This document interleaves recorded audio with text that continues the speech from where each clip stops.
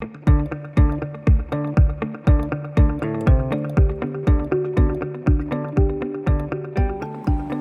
back! I'm Mitch Howard. And I'm Ariel Radinovic. We hope you and your family have been staying safe since we saw you last. It's been a crazy 6 months, but it's time to return to school. We're so excited to see all of you soon. This year will definitely be different, but if we all do our part, we can stay safe and have a great year. In this video, we will share a number of district guidelines that have been put in place for the start of the school year. With your help, we can all get through this together. That's right. Now the truth is, safety starts before you come to school. Before you leave your house in the morning, there are a few things you should do every day. Number 1, take your temperature. It only takes a few seconds. You need to be under 100 degrees in order to come to school. Number 2, you should ask yourself these questions provided by the CDC. Do you have a cough?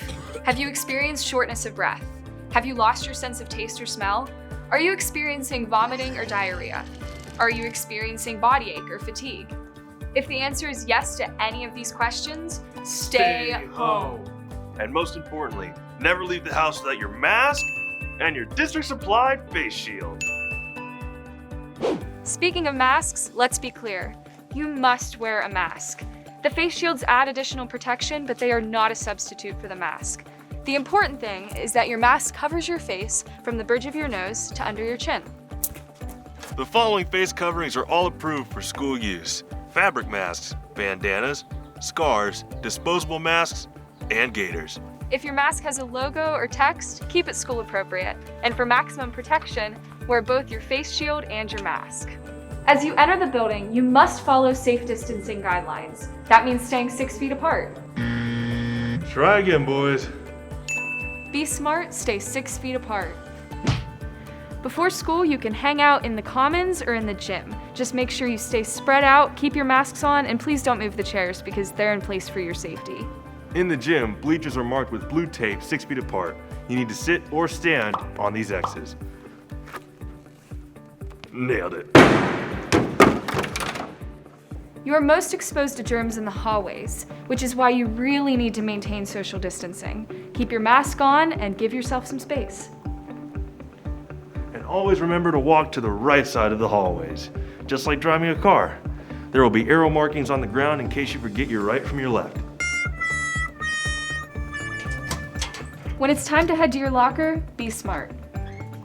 If there are other students next to you, please wait your turn. And as you touch things around the school, remember to sanitize. You can find hand sanitizer stations throughout the school. We encourage you to sanitize throughout the day. Yeah, sanitizing is important, but nothing beats washing your hands.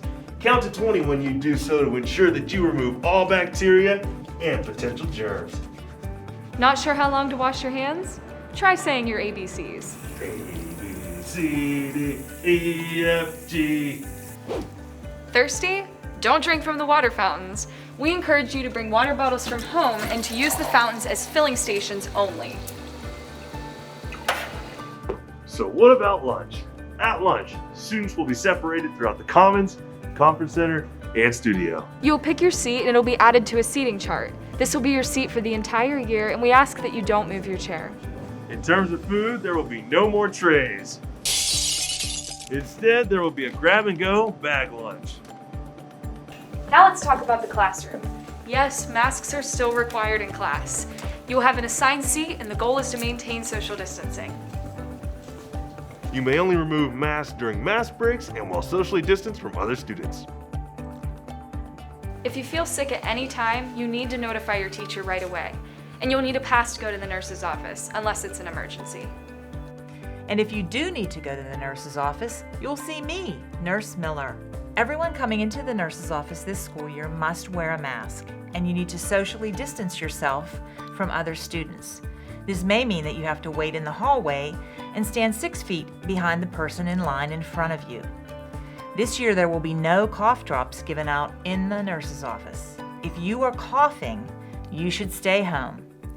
There also will be no sleeping in the nurse's office. We all need to maintain a healthy immune system, and we can do that by getting at least 7 hours of sleep every night, eating a healthy diet, and getting 150 minutes of moderate intensity exercise every week. The other thing I want to say to everyone is to remember, keep your hands away from your T-zone, and that's your ears, eyes, nose, and mouth, and wash your hands. Back to you, Ariel and Mitch. Well, that does it for now. Please check your email regularly for more detailed information regarding health and safety. Remember, we can't control some of the factors in our world today. What we can control is how we respond individually. If we all do our part, we can make SF safer. And now we're going to hand things off to your principal, Dr. Hartzell. Thanks, Ariel and Mitch, and special thanks to all those that assisted in making this video. Welcome back. It's been a long time coming, and it certainly feels like forever, and we are so excited to see all of you again. With that being said, a couple reminders. Number one, safety is everyone's responsibility.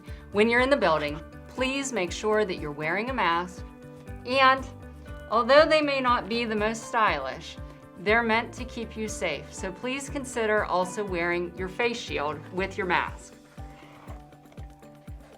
Also, number two, please remember to social distance. There's plenty of signs and there'll be plenty of reminders throughout the day, but please do your best to keep everyone safe around you and also keep yourself safe.